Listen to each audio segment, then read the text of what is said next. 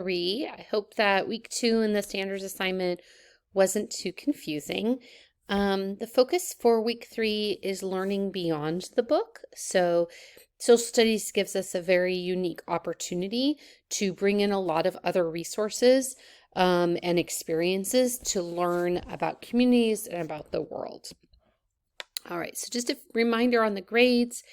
A 0 means I did not see your assignment. I would not give you a 0 for work that I saw. And then all assignments can be resubmitted. If you let me know something's going on, then I can give you additional time, but I don't know that something's going on unless you reach out to me.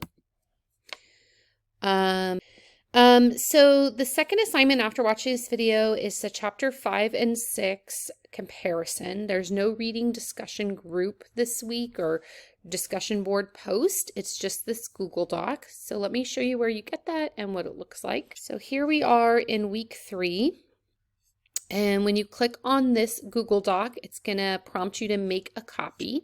All right, so this is what it'll look like once you open it. It's asking you to read chapter 5 and 6 and compare concrete instructional strategies with representational instructional strategies, which is really important in social studies. It should demonstrate that you read the pages. Your answer should be detailed and specific. So either a paragraph or several bullets, and it should reflect a college level course. So you're going to give, and these examples are in the book here. So if you do the reading, then it's very easy to find the examples because that's what the whole chapters are about. Then you can list what are the best times to use it in the classroom. And then here you're going to explain in your own words, what is the difference? So if you had to explain it to somebody else what the difference of concrete and representational instructional strategies are, how would you say that? Now, this assignment definitely is something that someone might throw into an AI system. I'm going to be able to tell because one, it's going to be formatted with lots of bullets and lots of bolding. 2, it's going to be examples that aren't even remotely related to what was in the book. And then 3, this answer will just be like paragraphs and paragraphs, because if you ask AI to explain the difference between concrete and representational instructional strategies, it's going to give you a report, right? But a student working on their own is not going to write that much information. I want to quickly show you some examples, but I'm not going to let you look at them long because I don't want anyone to be too inspired. This is an example of one that's just not enough detail. Yes, these are examples of instructional strategies, but they're just very vague. This is okay, and then this is a little too short. So I'm looking for a little more like this.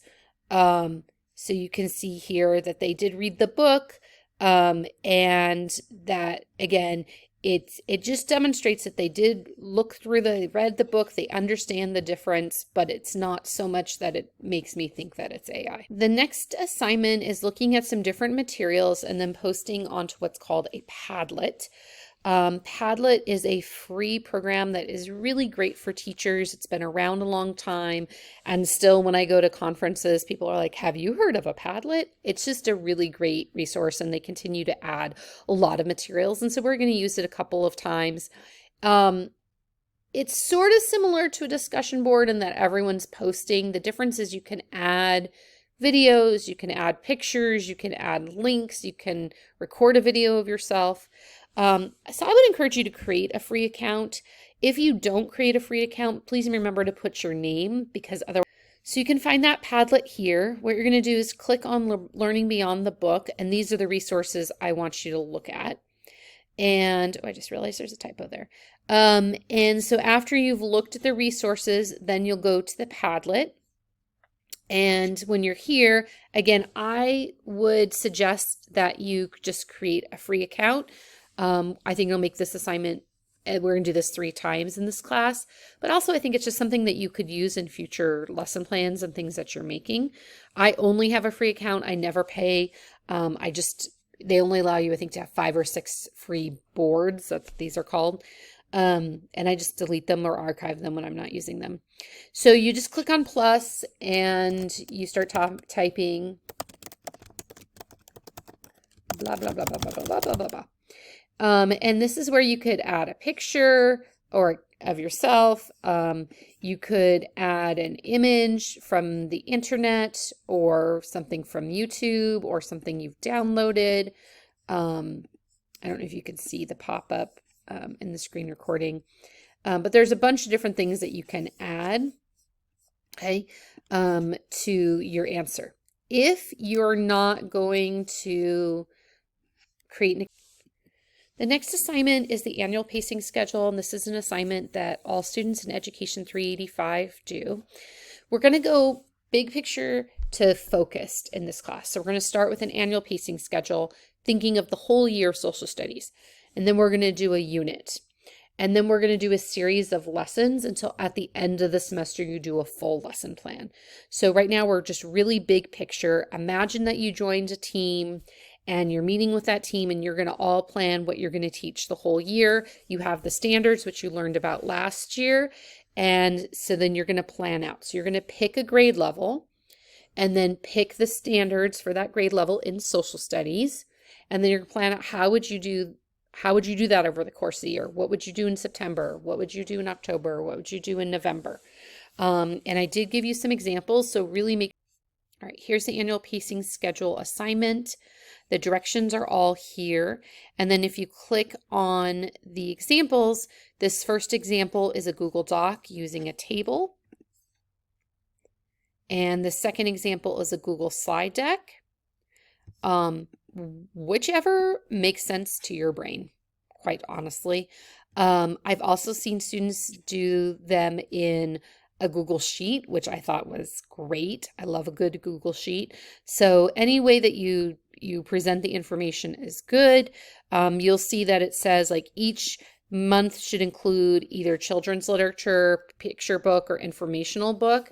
And you can kind of list some materials, but it doesn't have to be too detailed, right? This is big picture, global thinking and planning for the whole year. Now, this final assignment, you're going to have 3 weeks to complete. You're going to visit a cultural site from a culture different than your own.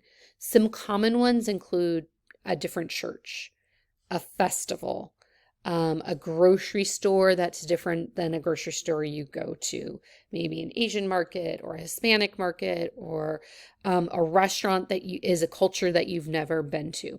I drive past a Peruvian restaurant in my town that I've never been to before. Now, I've had Peruvian food, but if I hadn't, I could go to that restaurant and I could write about my experience. So you have 3 weeks to have an experience that is different than your culture. It can be other examples. These are just the common ones that students often pick. So for that cultural learning experience, you're going to click here, and this is the description of what you're going to do. And then you're just going to write about a page, really. It's like, a page double-spaced, doesn't have to be MLA format, just about your experience. This is an assignment that all students in Education 385 do. You can do it in a Google Doc or a Word doc. You can put it in the right submission box. It doesn't have to be fancy or formatted in any specific way. It really is just a reflection of your experience. And again, you'll have 3 weeks to complete it. All right, that's it for week 3. If you have any questions, please don't hesitate to reach out and I'll get back to you as soon as I can.